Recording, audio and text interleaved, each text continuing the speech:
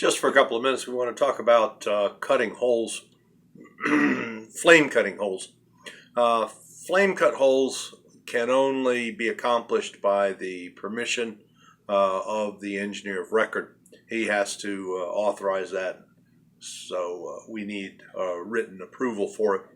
Now, I understand, particularly sometimes with base plates, we have to do some adjusting and that kind of thing, but all of that's got to be handled by an RFI.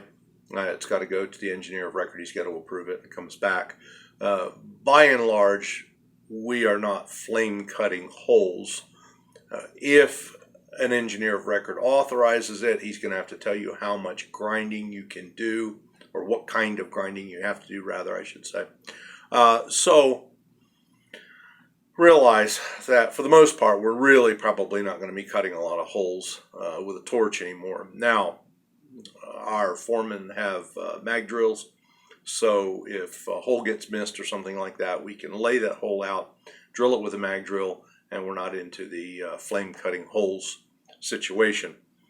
If you have burrs, and sometimes you will, generally speaking, the shop will deburr all the holes, but maybe a hole got missed or something somehow, you end up with a burr.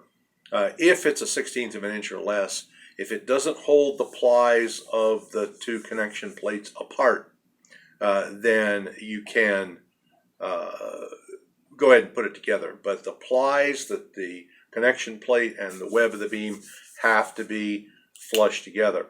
If burrs are more than a 1/16 of an inch, more than likely what you're going to end up doing is taking a grinder and scuffing it off, getting it flat down to parent metal, and then putting it together again properly. So that's all for this particular moment. We're going to move on to something else here shortly, but by way of explanation, that's the discussion about the cutting of the cutting of holes and how to handle burrs.